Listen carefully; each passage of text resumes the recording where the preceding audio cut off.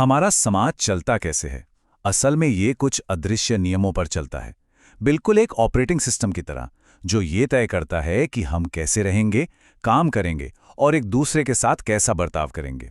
आज हम इसी ऑपरेटिंग सिस्टम को डिकोड करने वाले हैं, यानी कानून की वो बुनियादी बातें जो हमारी दुनिया को आकार देती हैं। तो चलिए इस कानूनी दुनिया की गहराई में उतरते हैं। हम इन 5 मुख्य हिस्सों के जरिए अपनी बात को आगे बढ़ाएंगे और न्याय की इस पूरी बनावट को एक-एक करके समझेंगे। कानून में हर चीज की शुरुआत एक बहुत ही बुनियादी रिश्ते से होती है और यही रिश्ता हर कानूनी लेन देन का आधार बनता है। अच्छा, जवाब देने से पहले जरा इस पर सोचते हैं, वो कौन सी एक अकेली चीज है जिसके बिना पूरा कानूनी ढांचा ही ढह जाएगा? तो वो है कानूनी अधिकार। ये सिर्फ कोई ख्याल या इच्छा नहीं है, ये एक ऐसा दावा है जिसे कानून सच में लागू करवाएगा। सोचिए, अगर किसी ने कोई सामान खरीदा है तो उसका उस पर कानूनी अधिकार है, और अगर कोई वो सामान छीन ले तो कानून की पूरी ताकत उसके साथ खड़ी होगी। और मजेदार बात यह है कि हर अधिकार के साथ एक कर्तव्य जुड़ा होता है। ये एक ही सिक्के के दो पहलू हैं। मतलब अगर किसी को बोलने का अधिकार है तो दूसरों का कर्तव्य है कि वे उसे बोलने दें। किसी का अधिकार हमेशा किसी और के कर्तव्य से ही पूरा होता है। हर कानूनी अधिकार को इन 5 सरल हिस्सों में बांटा जा सकता है। एक उदाहरण से समझते हैं। मान लीजिए किसी ने घर खरीदा है, तो खरीदार वो व्यक्ति है जिसका अधिकार है। बेचने वाला वो है जिस पर कर्तव्य है। घर को सौंपना वो काम है। घर वो चीज है जिस पर अधिकार है। और इस पूरी प्रक्रिया को कानून से मान्यता मिली हुई है। ठीक है, तो अधिकार की नींव तो समझ आ गई। अब चलिए देखते हैं कि ये असल दुनिया में कैसे काम करते हैं, खासकर जब बात हमारी चीजों की हो। कब्जा यानी पोजेशन, ये बहुत सीधी सी बात लगती है। इसका मतलब है किसी चीज पर आपका फिजिकल कंट्रोल होना। जैसे इस वक्त अगर किसी के हाथ में फोन है तो वो उसके कब्जे में है। लेकिन कानून की नजर में सिर्फ किसी चीज को पकड़ लेना ही काफी नहीं है। 2 चीजें होनी चाहिए।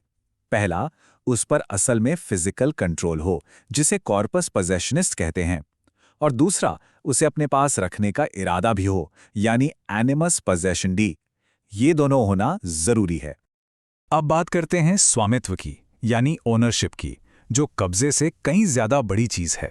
ये सिर्फ फिजिकल कंट्रोल नहीं है, ये किसी चीज पर आपका आखिरी और पक्का कानूनी हक है। एक मालिक होने के नाते किसी के पास उस चीज को इस्तेमाल करने, उसका मजा लेने और यहां तक कि उसे बेचने का भी पूरा अधिकार होता है। और ये उदाहरण इस फर्क को बिल्कुल साफ कर देता है। कोई किसी चीज का मालिक हुए बिना भी उस पर कब्जा कर सकता है। जैसे किराएदार घर में रहता है तो कब्जा तो उसका है, लेकिन उस घर का स्वामित्व यानी ओनरशिप मकान मालिक की ही होती है। तो अब सवाल ये उठता है कि इन अधिकारों को रख कौन सकता है और संपत्ति का मालिक कौन हो सकता है? आखिर कानून की नजर में व्यक्ति है कौन? और यहीं पर बात बहुत दिलचस्प हो जाती है। कानून में व्यक्ति का मतलब सिर्फ एक जीता जागता इंसान नहीं होता।